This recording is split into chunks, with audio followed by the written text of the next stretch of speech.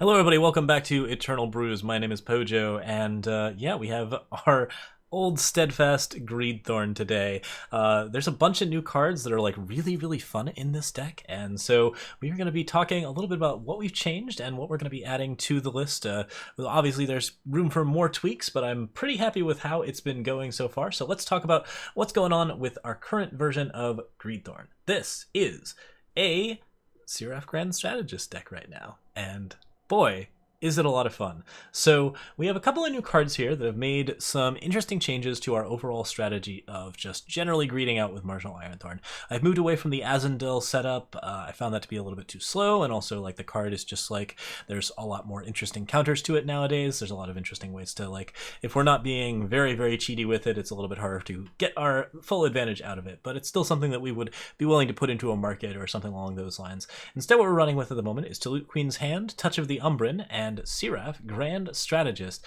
Yet more cards with flexible, easy plays early on that give us a lot more oomph a little bit later on. And then we're also trying for other types of card advantage through some of the new cards from the set.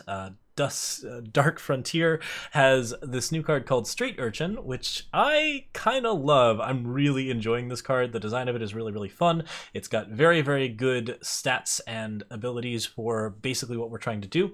Basically, Street Urchin is a 1-cost 1/2 that says when the enemy player plays a spell, Street Urchin deals 1 damage to them, and you can pay 3 and twist Street Urchin to draw the top card of the enemy deck. So it's a 1-cost card that hurts you a little bit for torching it, which is always great because people like really don't want to torch it then. And then you pay 3 on a turn to just pilfer the top card of somebody's deck, allowing you to effectively get at least a 1-for-1 out of it, and probably a 2-for-1 because it turns into a 2/1 and then trades with other things. Or you can twist it again, get the second card off of their deck, and draw 2 cards that way.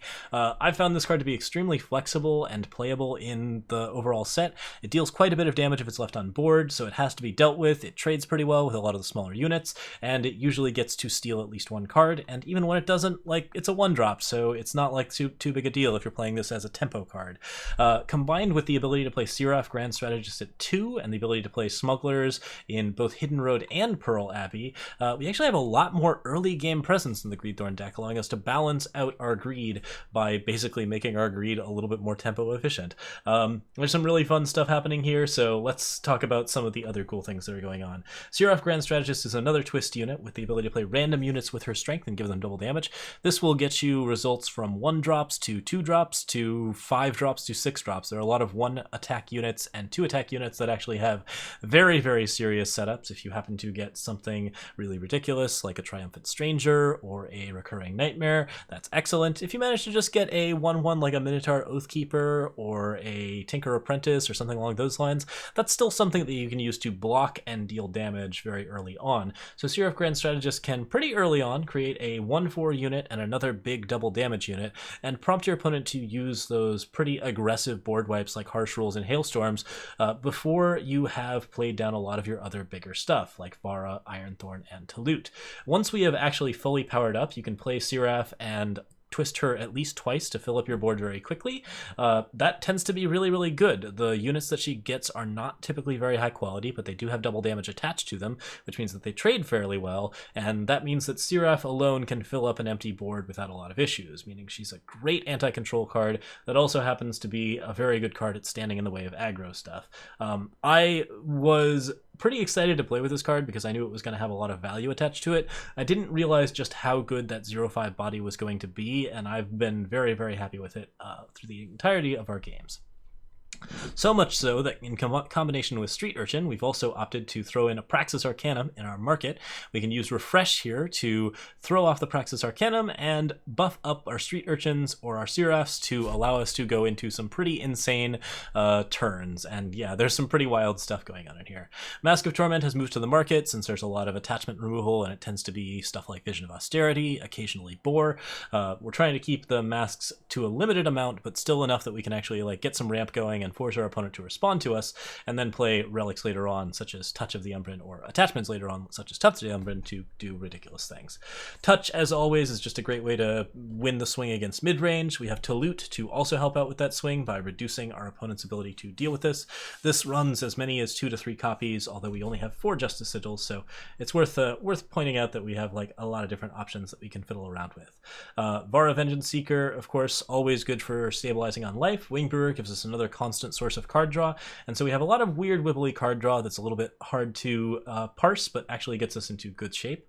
Desecrate is new, but combined with all of our lifesteal options allows us to very easily dispatch units that we don't care about. We don't run too many because we're trying not to get too crushed by aggro, but combined with Lingering Influence and Banish and End of the Line, or like Corrupt, Banish, and End of the Line, we have a decent suite of removal and counter removal to keep ourselves alive and keep our units playing at good tempo as Ironthorn slowly greeds out harder and harder. So the end goal of this deck, as always, is to Hidden Road into a New Tomorrow, play New Tomorrow, and then allow us to activate Masks, play Ironthorns for 20 and blow up our opponent's entire board, do Siraf activations at extremely high values, play Street Urchins and Praxis Arcanums together, and steal tons and tons of cards from our opponent. There's a lot of different ways where we basically just all refill our own hands and greed out as much as our heart can take. So let's do a little bit of that. We're going to go into some games and show off the deck. Alright, here we are up against Mikumi, and opening hand, we got 3 power, decent amount of crests. The division of influence is very good, and that's something that we're always trying to keep an eye on. We're trying to shape our hand pretty carefully to get the exact influence we need.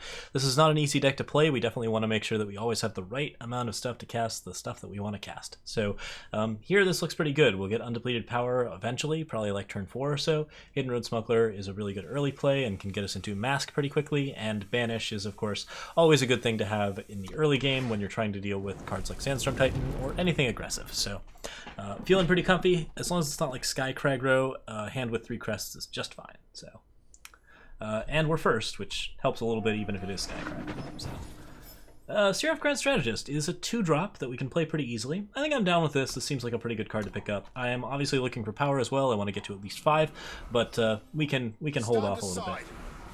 Okay, obviously it would be nice if we had undepleted power here, but we'll just have to wait for Vara's Favor for 1 turn.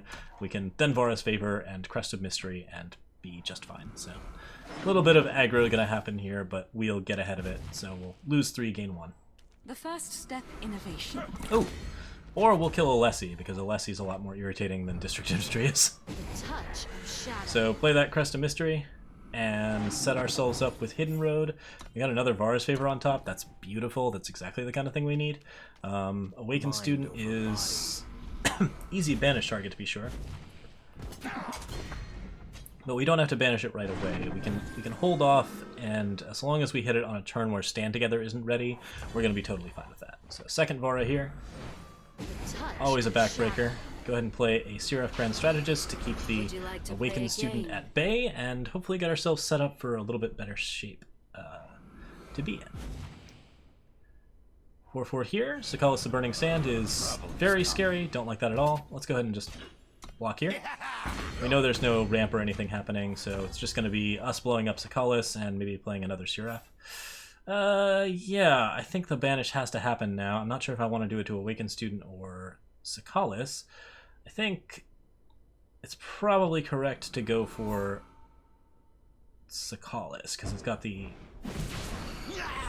the extra oomph there. Would you like to play a game? Our opponent's going to be really ready with Stand Together at this point, so we got to be very careful not to fall into that trap, since obviously like a Stand Together here would be pretty devastating if we decided to play into it. And it looks like they've got the power, so we'll probably just play a time, and I think we'll just twist, get ourselves a cheap blocker, and not have to deal with anything else that our opponent is doing.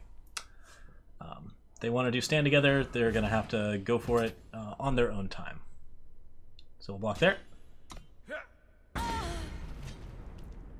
Hidden Road Smuggler can set us up with some pretty good stuff. It would also be nice to play it into Telut Queen's hand. Crest of Mystery is great. I don't really need anything off of Hidden Road. I can grab like Pristine Light if I need to, but I think we're probably just happy twisting again. Getting a 2-drop. with double damage, and that allows us to block the 6/6 if we choose to, although obviously if there is a stand together, that's something we don't really want to deal with. So, block there. Same thing, we just fill our board, keep ourselves on top, and then Telut Queen's Hand can... attacking with Siraf could lead to a bad Banish here, but I think I really want that Awakened Student down a little bit, so let's give it a shot. That gets our Siraf up to 5. Siraf can now hit 6s, which is very, very good. And we have a lot of power to do extra twists, which is a very good thing as well. So Lingering Influence seems good here. And now we're just going to twist our Sirafs for very, very big units, I think. Phasing out Telut. Okay. So they're going pretty hard now, but there isn't a stand together available, so we just get our 6-drop first. I only play to win. So Lumbering Gruin, that's pretty cute. I don't think we want to shift again until we've actually killed Awakened Student, so let's do that now while there isn't a stand together available.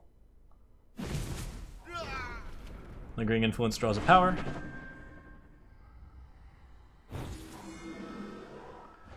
And what kind of like 8 and 9 drops could we get? I'm trying to think of 9 attack units. I'm actually not sure what Siraf gets if we get like a 9 attack unit. Maybe just like a very, very big sentinel? I guess we'll find out. I'm curious to learn. 10 attack is... There's definitely a 10 attack. We can get Royal Guardian. That'd be fun. So end our turn here. Lumbering Gruin is obviously fine. Continuing to phase out my attackers. Finest Hour is 1 damage short. Take this! Now, the real training begins. So something like Pristine Light would probably be a good idea. Touch of the Umbren's pretty cool. Let's go ahead and... We'll twist Siraf once. I'm going to see what this 10-drop is. Play to win. Nova Quick Titan. Cute. Alright, we're good to go. That was pretty fun. Alright, here we are up against Geek Picks. Opening looks pretty okay. We got Temple Standard into Hojan. And then can follow that up with Hidden Road if we find Shadow, which we don't have at the moment. I think I'm okay with this. It's not an amazing hand, particularly because it doesn't have Double Justice or Shadow, but I'm comfy with 3 power, and I think Hojan's like a pretty decent opener. Being on the play here, I don't know. I'm not sure if I did this right. I think the second hand might have been a little better. But we got a good chance of picking up crests or other things on our next pick, so... Yeah, Crest of Vengeance, that's what we wanted, so play that. Never stop. Never and early Hojans help us stabilize nice and well, which is exactly the kind of thing we want to do early on, so. Okay, Hidden Road Smuggler seems fine, and then Siraf Grand Strategist is a great 2-drop, so. These are definitely things we want. Attack for 2, or attack for 4 rather. We're open to Defiance, obviously. You will pay for your That's okay, I'll take the Defiance here. Siraf Grand Strategist, follow that up with a Hidden Road Smuggler, trading Telut for probably Mask of Torment.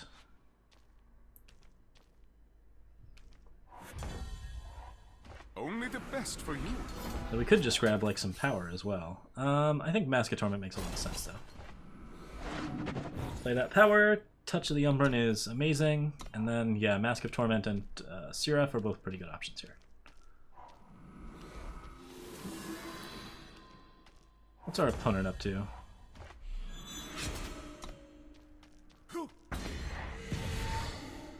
Currently we're going to hold on to Ironthorn since Amber Waystone seems like a pretty good play off of it. This is Huru Control, so the only units that are important are Throne Wardens. And we can deal with most of the rest without a lot of issues. That's probably going to be a Vision of Austerity, which is not too big a deal. We only have the 1 mask anyways, and it's not that important that we hit it. Now it's my So Vara knocks both of those Aegises off, and then we play Amber Waystone. The one disadvantage to that is that I've opened myself up to Harsh Rule. Yeah, I probably should have just twisted Siraf here.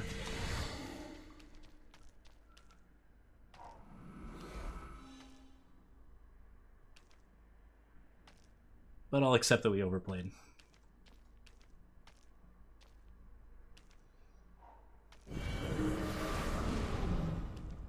Corvette Palace isn't that big a deal here. Withstand is just not that important a card. Launch an Ebb Merchant, and we're probably happy to trade in. I can't quite kill Corvette here, but I can get pretty close. Let's go ahead and twist Siraf. I only play to win. Attack with both of these guys to hit the Corvette Palace. And now we've got a nice flyer to deal with that too. I think Ironthorn is probably going to be played on a turn where we can actually use Amber Waystone with it. Beyond that, I don't have any major plans. We're probably just going to twist Siraf for the moment and fill our board up until it harsh rolls. Justice is fine. Tower Top Patrol was a very good hit off of Siraf. This ends now. Street Urchin plays pretty well here, but only after we have established Ironthorn. On Street Urchin, we'll steal 2 cards off of our opponent's deck, which should be pretty useful. State your purpose. Throne Warden resolves into Svetcha here. Happy to play Amber Waystone again. Attack with both of these. Might be a Defiance, might be a couple of other things. You will Turned out to be pay for your Defiance. crimes. Spare some coin. So we'll steal a card. Thank you. It's an Honor a Clause, that's not bad. I think I'll steal another card here and then we'll Honor a Clause next turn. Crest to Order, not bad. You will suffer for what you have done. I've got a Svetcha here, but nothing too crazy is happening. I've got Touch of the Umbren.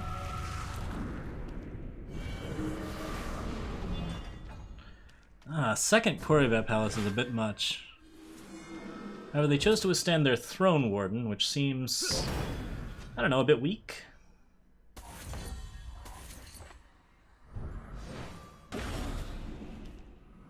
Not sure why Ironthorn is still actually delayed. Street Urchin is fine. Svetcha will be able to exhaust at some point. I don't want to attack with her at the moment.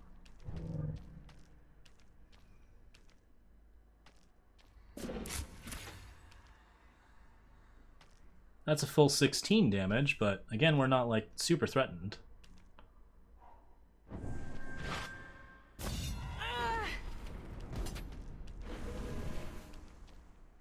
It's just some damage. We'll deal with it in time. We're currently pretty healthy. And Privilege of Rank only averages out to a little bit of extra. Okay, so Street Urchin can steal cards. We're going to do an Honor Clause first. Because boy do we need to hit cards like Vara's Favor at this point. The touch of shadow. Attack for 5, kill the Corvette. Street Urchin plays with a Shadow Sigil and steals a card. And we're well out ahead of Suru Control at the moment. Yeah, we even got a Snowball to pop the next Aegis. Feels pretty good. Crest of Vengeance allows us to use Ironthorn to explode stuff. I'm feeling pretty comfy here. My opponent hasn't harsh rolled or anything. They don't have good card draws for a bit. We're probably gonna... I'm gonna Crest of Vengeance first to see if I get anything like Merchant. Vara Vengeance Seeker is useful, but not quite what I'm looking for. I'm looking for a card draw advantage, specifically in the form of like Siraf or other options. So let's steal something here. Hailstorm's okay. I'd be willing to play Ironthorn here. I don't think I have anything else that I want to play aside from Jotun Hurler. Hojan Crownbreaker can be used to play power later on, but it's not going to be a big deal at the moment. Vanquish kills Ironthorn, not a big surprise there. Vara's Favor sets things up a little bit better. I think I'm comfy just attacking with Jotun Hurler for the moment. Hojan Crownbreaker can be used to play some power here if I want to. I'm pretty good on power, so I don't think we need to, but I could go Hojan Vara's Favor and get to 17, which is a key figure for Siraf, so sure, let's do that. A fine battle. And I'll just hold the Shadow here, because we can keep a hand on it and actually use it for more effective stuff later. Snowball feels like a good trade. Opponent had some good stuff there. Crest of Mystery gets us to dig for a little bit more. I like Vara, but again, I'm not looking for Vara here. I'm looking for slightly more aggressive stuff. Crest of Mystery. Another Ironthorn's not bad. Extra power is always useful. I think this is fine. I can play it and then immediately like one-sided wrath my opponent's board. It's also pretty good against Auric Runehammer, stuff like that.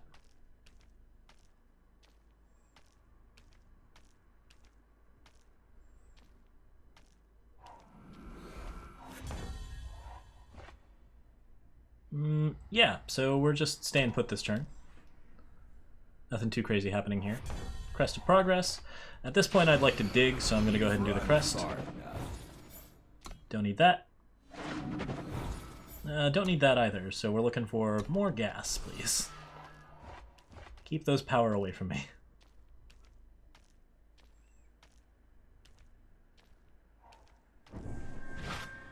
This ends now. Marshal here seems a pretty reasonable response to Ironthorn. Don't make me angry. Jimmy Hurler dies to Hailstorm, so seems reasonable to just do that. Although end of the line's even better, and we can play it off the top of our deck to make sure that we get to our next draw. End our turn. We're stable again. Waiting on Corvette Palaces and other things to happen. Hojan Crownbreaker plays out as more power. I'm probably comfy playing this at the very least, and maybe seeing if we can open up like a Defiance option. I'm just going to try to snowball it. Okay, they got snowballs too, obviously.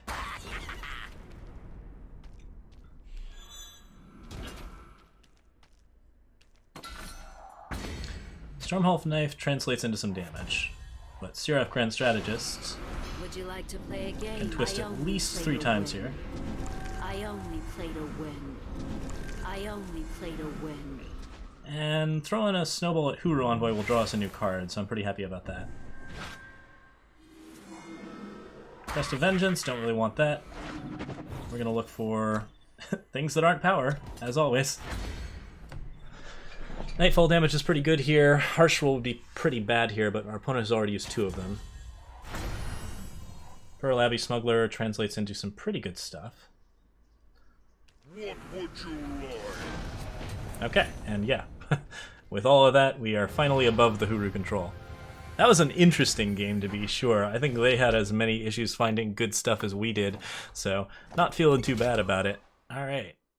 Okay, that does it for today's brew. Here's another version of the list that we are working on at the moment, playing around with some of the extra health benefits from Praxis Arcanum's Refresh and Combre Healer to twist out cards like Headhunter, Street Urchin, and Siraf, and use that as the primary win condition. Basically, we're just going to try to outvalue as much as possible, grab a bunch of stuff, and do whatever we can. We'll add a card to the market for the setup there. I think it'll be a sleigh. Yeah, like that's pretty much it for us. This was a great first day of Defiance. I recorded 2 brews since I'm going to be gone on Friday, so this one will be coming up hopefully on Saturday or Sunday. And yeah, I'm feeling pretty excited about Dark Frontier in the days to come. So look forward to that, and I'll see you all Saturday night. Cheers, everyone. Thanks so much for watching, and have a lovely evening. Bye.